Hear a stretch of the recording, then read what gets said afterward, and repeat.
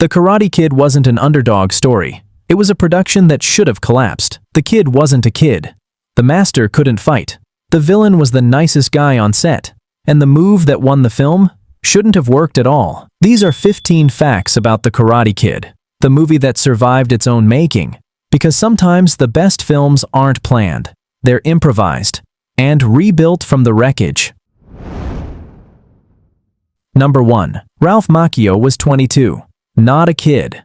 Daniel LaRusso was written as a vulnerable teenager, bullied, overwhelmed. But Macchio was already 22, older than most of the bullies.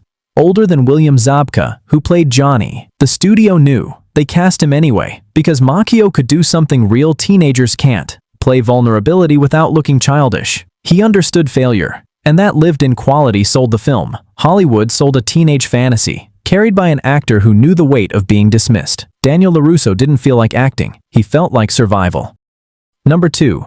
Pat Morita wasn't a karate master. He was a comedian. Before Mr. Miyagi, Morita did stand-up in sitcoms. He played Arnold on Happy Days. Karate wasn't his world. He'd never thrown a real punch. So when he got the role, he trained. Every day, every move, every kata. Harder than most action stars, just to look believable. And that's why it worked. He didn't play Miyagi like a fighter. He played him like a teacher. Calm, patient, dangerous only when necessary.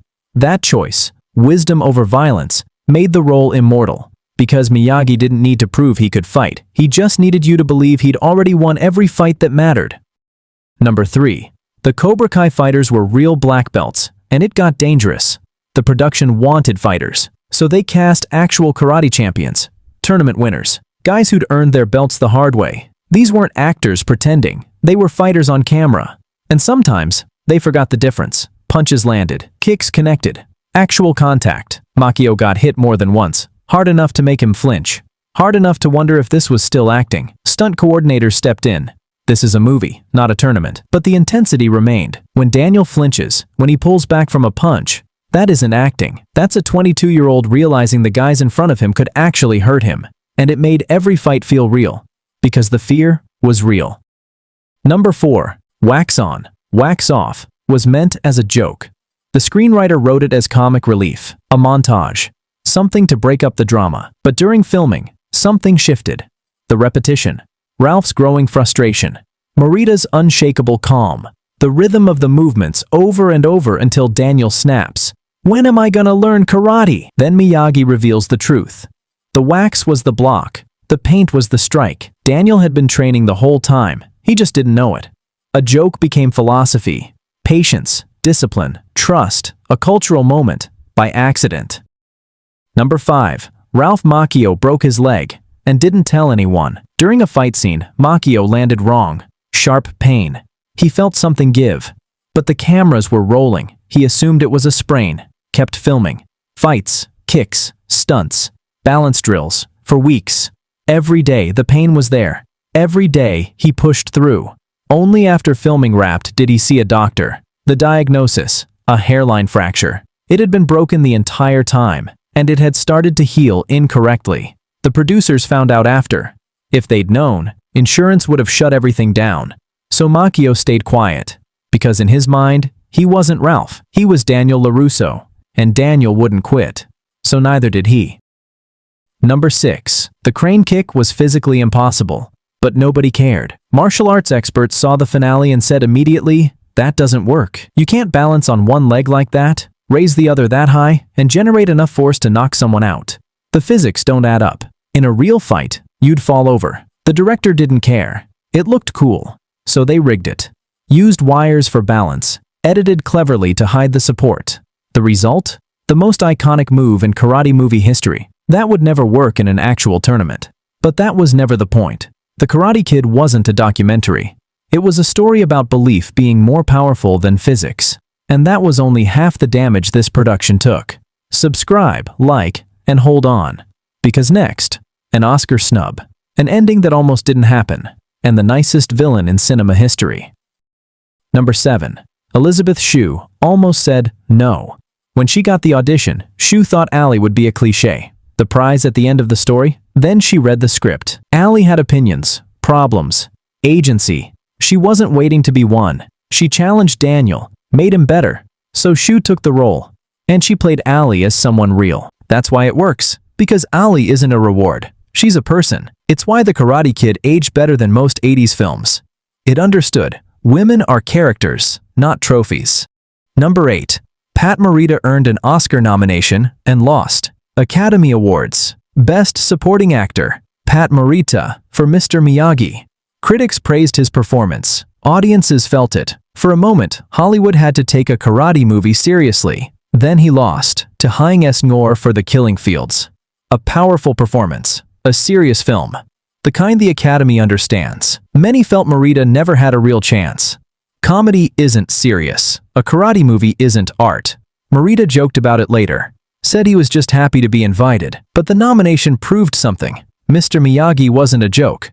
Even if Hollywood treated him like one. To the audience, the verdict was already in. Miyagi had won something bigger than a statue. Number 9.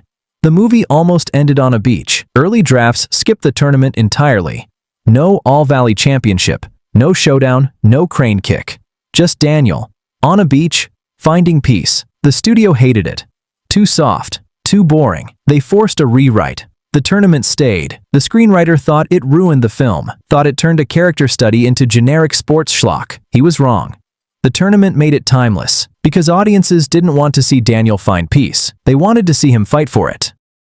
Number 10. William Zabka was the nicest guy on set, and audiences hated him for it. In the film, Johnny Lawrence is cruel, mean, a textbook bully, but Zabka, the opposite. He joked with Ralph between takes, helped crew members, apologized after every aggressive scene, and for years, audiences hated him, crossed the street to avoid him. Because he played Johnny too well, made him too convincing. It took decades, and Cobra Kai, for people to see. Zabka isn't Johnny. He's just one hell of an actor. Number 11. Mr. Miyagi's house became a pilgrimage site. The house with the bonsai trees and koi pond, that was real. A rental in Southern California. After the film came out, fans showed up, knocked on doors, took photos, asked to see the trees. The owners were baffled. They hadn't seen the movie. For years, they dealt with fans, eventually built a fence. But the house still stands. Proof that movies don't end when the credits roll. Some locations become more than locations. They become memories. Number 12. The training montages were filmed in one brutal week. The iconic sequences, beach runs, balancing on boats, kata at sunrise, shot in 7 days. Makio trained for hours every day, running on sand, holding poses until his muscles screamed. He lost weight, got sunburned, pushed to the breaking point.